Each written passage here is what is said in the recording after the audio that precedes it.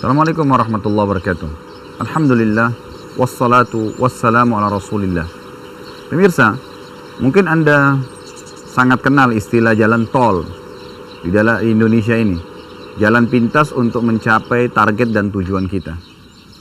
Kalau Anda ingin mendapatkan jalan tol untuk menuju ke surga, ada jalannya dan ada pintunya.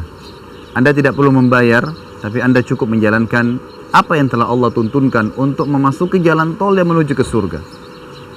Di antara jalan tol, pintu jalan tol untuk menuju ke surga adalah rumah tangga. Seseorang dalam Islam apabila sudah menikah, dia sudah memasuki pintu gerbang tol utama dan dia tinggal lurus saja untuk menuju ke surga. Makanya Nabi Muhammad SAW mengatakan dalam hadis yang sahih, "Man tazawwaja faqad dhamina nisfa dinahu, falyattaqillaha fi nisfil baqi." Siapa yang telah menikah, dia telah menyelamatkan setengah agamanya. Artinya kehormatan agamanya sudah terjaga. Dia sudah aman untuk menuju ke surga. Dan dia tinggal bertakwa pada Allah, tinggal bagaimana menjaga ekstra lagi setengah yang tersisa. Anda bisa bayangkan pemirsa rahimani rahimakumullah, kalau hanya dengan nikah, Anda bisa menyelamatkan setengah agama Anda dan Anda sudah masuk ke pintu tol menuju ke surga. Lalu apa yang membuat Anda untuk ragu melangkah? Kebanyakan orang berpikir untuk ragu melangkah karena mereka masih diwaswas oleh syaitan. Saya harus berprestasi dulu, selesai sarjana, atau saya harus memiliki usaha yang besar, atau saya mungkin harus berumur 30 atau 40 tahun, dan seterusnya.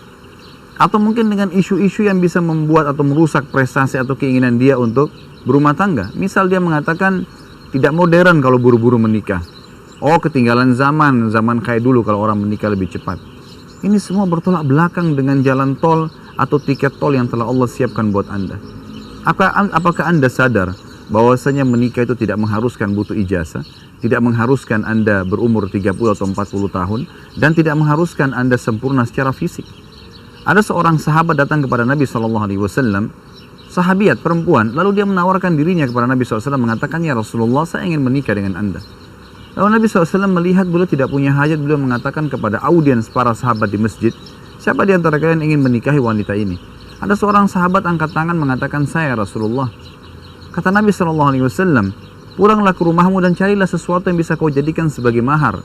Sahabat ini pulang ke rumahnya, ternyata dia tidak temukan kecuali peralatan rumahnya yang biasa dia pakai untuk masak. Piring, gelas, cangkir, ya, alat-alat masak, ya, dan alat makan. Maka lalu dia berkata, kembali kepada Nabi, berkata kepada Nabi SAW, "Ya Rasulullah, ya, saya tidak punya apa-apa di rumah kecuali peralatan saya sehari-hari."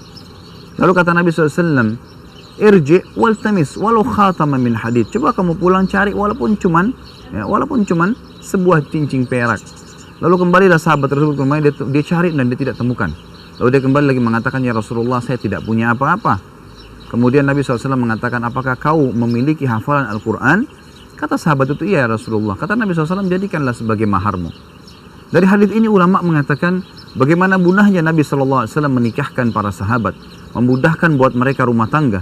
Bahkan pemirsa rahimakumullah, ada sebuah hadis yang agung yang sahih riwayat Imam Ahmad, bahwasanya ada 3 golongan yang pasti Allah akan berikan rezeki kepada mereka. Salah satunya adalah seseorang yang menikah karena takut terjerumus pada hal yang haram.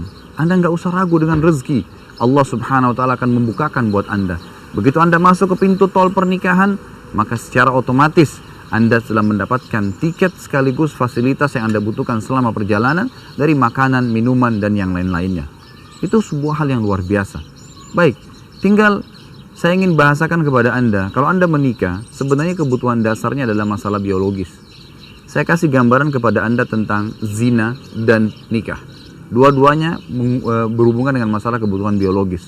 Kalau seseorang berzina, la qaddarallah, lalu perempuannya hamil, apa yang terjadi pemirsa rahimakumullah?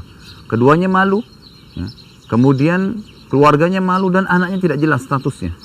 Tapi pada saat, ya, seseorang menikah hanya dengan perbedaannya 10 menit, kalimat akad nikah dan mahar yang sederhana sekali, mungkin perangkat alat sholat dengan kalimat akad nikah saja yang kurang lebih cuma 10 menit diucapkan atau kurang dari itu. Kemudian terhalalkanlah kemaluan istrinya, dia berhubungan biologis, hamil, keduanya senang, keluarganya senang, dan anaknya yang lahir statusnya jelas. Itu perbedaan dasar antara zina dengan pernikahan. Allah Azza wa Jalla memberikan syahwat kepada diri manusia, laki-laki dan perempuan. Mereka membutuhkan satu sama yang lain. Tapi Allah juga menuntunkan bagaimana caranya melampiaskan syahwat tersebut. Itu jalan tol yang sederhana, bagaimana Anda melangkah menikah, dan Anda yakin itu adalah perintah Allah Subhanahu wa Ta'ala dan Rasulnya. Kemudian Anda bertawakal kepada Allah sambil ikhtiar. Insya Allah semua akan ada rezekinya. Begitu pemirsa, mudah-mudahan poin ini 7 menit Anda bisa mendapatkan sebuah manfaat dari sini. Dan bagi Anda yang masih belum menikah, siap melangkah, karena itu adalah sebuah ibadah di jalan Allah Subhanahu wa Ta'ala. Subhanakallahumma bihamdika asyhadu an la ilaha illa anta astaghfiruka wa atubu ilaik. Wassalamualaikum warahmatullahi wabarakatuh.